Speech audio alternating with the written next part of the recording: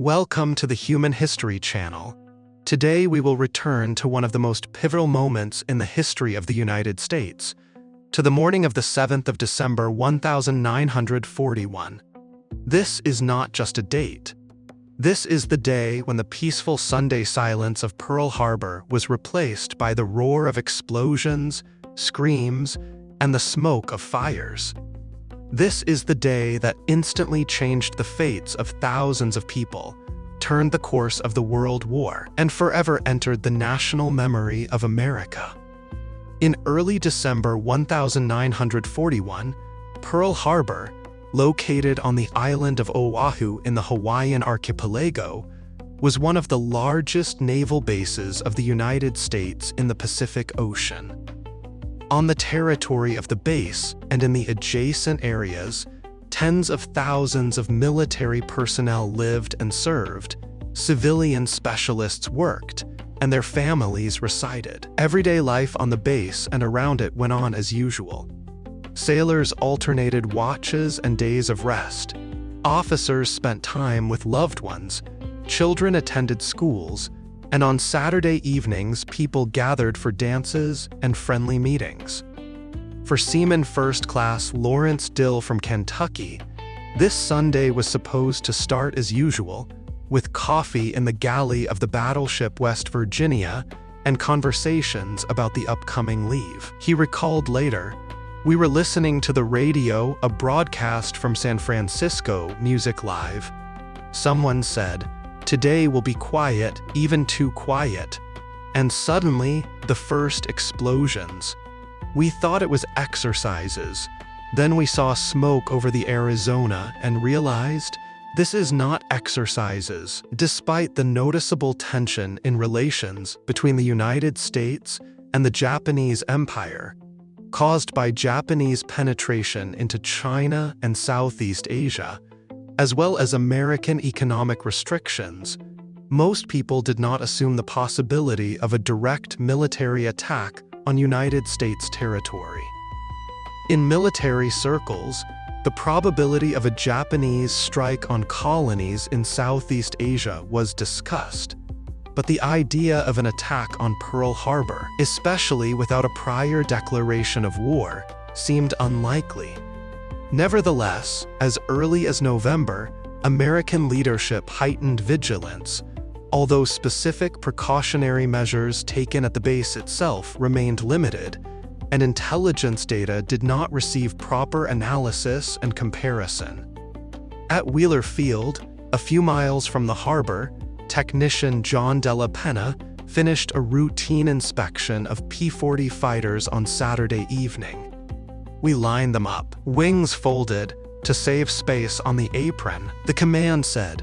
"Tomorrow is Sunday, everything will be calm." No one posted guards at the planes. No one expected them to be destroyed right on the ground. At the same time, in the Pacific Ocean, about 420 kilometers north of the Hawaiian Islands, 6 Japanese aircraft carriers, Akagi, Kaga, Soryu, Huryu, Shikaku, and Zuikaku, were sailing under complete radio silence. On their decks were placed over 400 aircraft, specially prepared for the attack on the American Pacific Fleet. The command of the Japanese Empire, seeking to eliminate the main obstacle to their further expansionist plans to the south, decided to deliver a preemptive, surprise, and maximally destructive strike on Pearl Harbor. The main task of the attack was to sink or seriously damage American battleships, destroy aircraft on the ground to deprive the base of the ability to retaliate, and disable key infrastructure, warehouses, ship repair shops, and auxiliary structures. Japanese pilots underwent long and intense training. They practiced flights over terrain similar to Pearl Harbor, learned to drop armor-piercing and incendiary bombs at a steep angle, and also to use torpedoes in the shallow waters of the harbor. The tactic of using special fin stabilizers on torpedoes was especially carefully practiced, allowing them to hit targets even at depths of less than 10 meters, An ordinary torpedo in such conditions would simply bury itself in the mud. Early on the morning of the 7th of December, on Sunday, the situation at the base was especially calm. Many officers were on leave. A significant part of the battleship crews were also resting. The atmosphere of a Sunday morning prevailed everywhere. A light morning fog hung over the harbor. The first rays of the sun warmed the air, and at Ford Island Pier, 8 American battleships stood close to each other. Arizona, Tennessee, West Virginia, Maryland, Oklahoma, Nevada, Pennsylvania, and California. At 7 hours 39 minutes in the morning, the radar station on Apana Point detected a strong signal approaching from the north on the screen. Second Lieutenant George Elliott and Private Joseph Lockard reported this to headquarters and received a response from the duty officer, Lieutenant Kermit Tyler. "Do not worry. This is probably a group of American B-17 bombers expected from California." A few minutes later, observers watched as a large number of aircraft without identification marks approached from the north. At 7 hours 48 minutes, the first explosion sounded. The first wave strike began suddenly and with deafening force. 183 Japanese aircraft, HID-3A dive bombers, by American designation VAL, Nakajima B-5N torpedo bombers, KATE, and Mitsubishi A-6M fighters, 0, delivered an almost simultaneous strike on 2 groups of targets: the Pearl Harbor Naval Base and the airfields on Oahu, Wheeler, Hickam, and Bellows Field.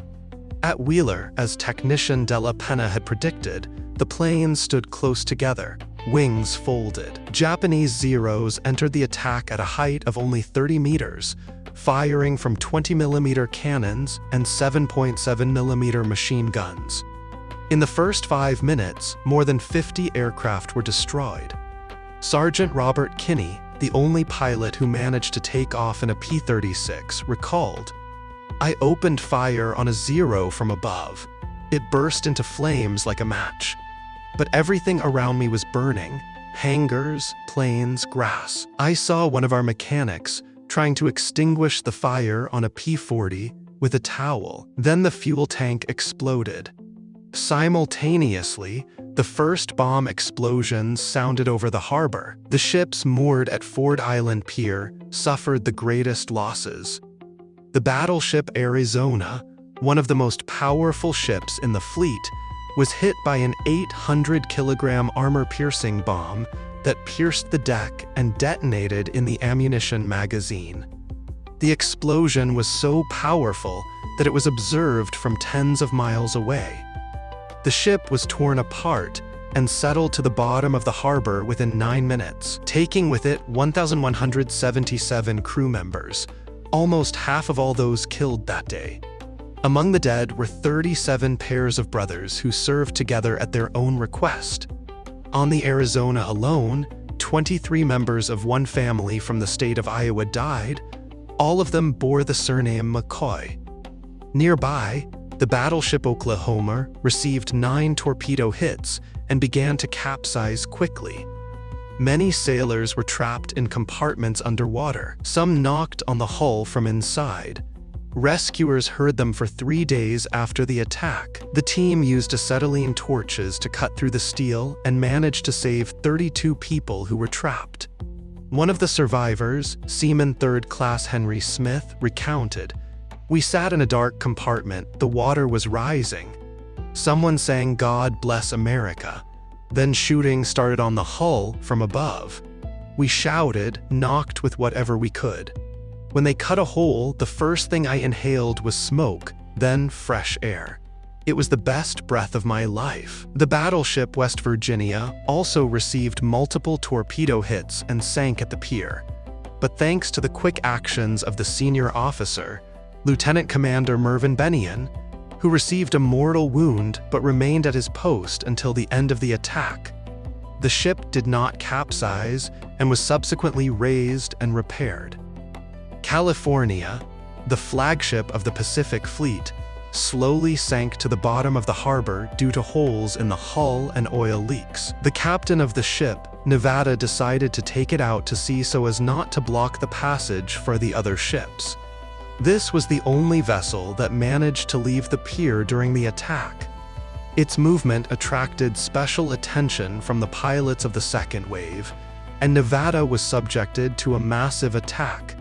It received 8 bomb hits but did not sink, instead running aground at the entrance to the harbor. On shore, panic gripped people. Sailors jumped into the water, officers tried to organize defense, and on the turrets of the remaining operational ships, anti-aircraft gunners opened fire on the enemy, often without clear aiming and without a unified coordination system. Nurse Marion Dunn, on duty at the base hospital, recalled, "They brought the first wounded to us 15 minutes after the start of the attack. People were burning, their clothes stuck to their bodies. We cut bandages into strips to make tourniquets. The water in the sinks turned red, but no one cried. Everyone worked, doctors, orderlies, even cooks from the kitchen." About 55 minutes later, around 9 hours in the morning, the second wave strike began. By this time, the base was already engulfed in fire and smoke, but the Japanese pilots continued the attack with the same precision and determination. 171 aircraft of the second wave concentrated their efforts on ground targets, repair shops, ammunition warehouses, fuel tanks, power plants, and administrative buildings. Unlike the first wave, where torpedo bombers and bombers dominated, the second consisted mainly of D-3A dive bombers and escort fighters. At this time, some American pilots who managed to take off in surviving aircraft engaged in desperate air battles with Japanese fighters. Lieutenant Kenneth Taylor and Lieutenant George Welch, who received permission to take off only after the attack began, took off from Hickam Field on 2 P-40s. Without armor protection and with incomplete refueling, they entered the fight and between them shot down 6 Japanese aircraft. Taylor was wounded in the shoulder but brought the plane in for a landing. "We flew without intercoms, without radio," he recounted later. "We just looked at each other and nodded, forward." The entire harbor turned into hell. The water boiled from the fires on the ships, thick black smoke hung in the air, mixed with the smell of gunpowder, burning oil, and char.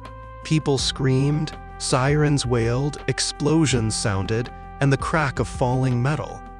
Those who survived tried to save the wounded, extinguish fires, or simply find shelter. The attack lasted about 2 hours. By 9 hours 45 minutes, the last Japanese aircraft left the Pearl Harbor area and headed back to the carriers. The Japanese lost 29 aircraft and 55 pilots, significantly less than they expected. On the American side, 8 battleships, 3 cruisers, 3 destroyers, and many auxiliary vessels were sunk or seriously damaged. More than 180 aircraft were destroyed on the ground. Total losses amounted to 2,403 dead and about 1,200 wounded. However, despite the scale of the destruction, the Japanese pilots did not achieve some key objectives. The Pearl Harbor ship repair shops survived. The huge fuel reservoirs, 4.5 million barrels of oil, remained intact, and 3 American aircraft carriers, Enterprise, Lexington, and Saratoga, were at sea that day and avoided the fate of the battleships. This circumstance played a decisive role. The fuel reserves and repair capabilities were preserved, which allowed the fleet to begin recovery in the first days after the attack. The carrier Enterprise, returning from a mission delivering fighters to Wake Island, approached Pearl Harbor at 8 hours in the evening that same day. Its pilots, seeing smoke over the harbor, prepared for battle, but the Japanese had already left. Immediately after the Japanese aircraft departed, a large-scale rescue operation began. People extracted bodies from under the rubble, searched for survivors in flooded compartments, evacuated the wounded to hospitals. On shore, civilian volunteers, nurses, and ordinary residents of Hawaii helped the military, distributed water and food, cared for the injured. Among the rescuers were also Japanese Americans, who, despite their origin, showed complete loyalty to their country. One such person, Hiroshi Takahashi, a 30-year-old architect born on Oahu and considering himself an American, was working in the harbor on a project for a new administrative building. At the moment of the attack, he was at the construction site near the docks. "I saw planes with red circles," he recounted in an interview in 1985. "My heart froze. I knew, this is Japan. But I did not run, I helped. A sailor fell nearby, I picked him up, carried him to the aid station. Then another. I did not think about nationality. I thought, these are my neighbors, my countrymen." For him, what he saw became a double tragedy. His country was attacked, and it was attacked by those whose homeland was his by origin. This internal conflict stayed with him in the following days, when an atmosphere of suspicion and fear intensified throughout the archipelago. In Washington, the news of the attack caused shock and determination. President Franklin Delano Roosevelt, receiving the report still in the morning by Eastern Time, held an urgent meeting with advisors. All the debates that had continued for years about the advisability of intervention in the war in Europe, about the size of aid to Great Britain, about the possibility of compromises with aggressors, instantly lost meaning. The nation, previously divided between isolationists and interventionists, united in a single impulse. On the 8th of December, at noon by Eastern Time, Roosevelt addressed a joint session of the Houses of Congress. His speech, delivered in a clear, measured, but full of unyielding determination voice, lasted only 6 minutes. He began with the words, "Yesterday, the 7th of December 1941, a date which will live in infamy, the United States of America was suddenly and deliberately attacked by naval and air forces of the Empire of Japan." He described the course of the attack in detail, emphasized that it was carried out without a declaration of war and without any official break in diplomatic relations, and concluded with a call. "I ask that the Congress declare that since the unprovoked and dastardly attack by Japan on Sunday, the 7th of December 1941, a state of war has existed between the United States and the Japanese Empire." The resolution to enter the war received unanimous support in the House of Representatives and was approved in the Senate by 1 vote against. The senator voted against not because of disagreement with the war, but as a sign of protest against the wording, which he considered insufficiently clear. That same day, congressmen and senators one after another approached the microphone, expressing their support and determination to avenge the dead. That evening, lights were lit in the windows of houses across the country, not as a sign of mourning, but as a symbol of unity and readiness to fight. In the following days and weeks, the United States began mobilization on an unprecedented scale. Thousands of young people lined up in queues across the country to enlist in the Army, Navy, and Marines. In Chicago, the line at the recruiting office stretched for 3 blocks. In New York, more than 2,000 people enlisted in the first 24 hours after the declaration of war. Factories switched to military production.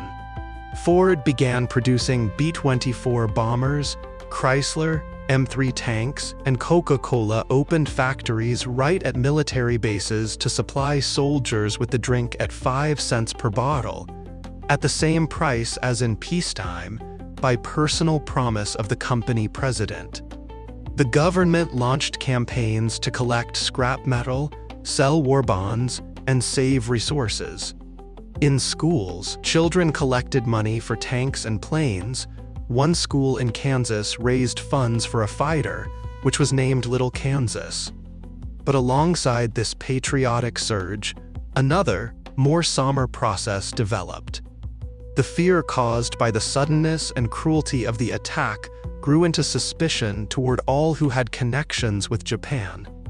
Japanese Americans, most of whom were United States citizens by birthright, became the object of increasing pressure. Lieutenant Commander Frank Higashi, a graduate of the Naval Academy at Annapolis, serving in the Pacific Fleet headquarters, recalled, "They did not arrest me right away.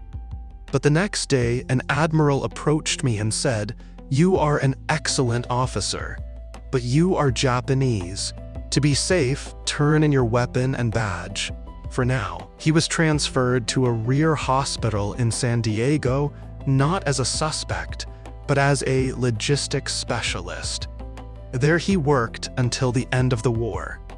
In the mass media, publications appeared doubting the loyalty of Japanese Americans, politicians demanded precautionary measures, and in society, a wave of xenophobia intensified.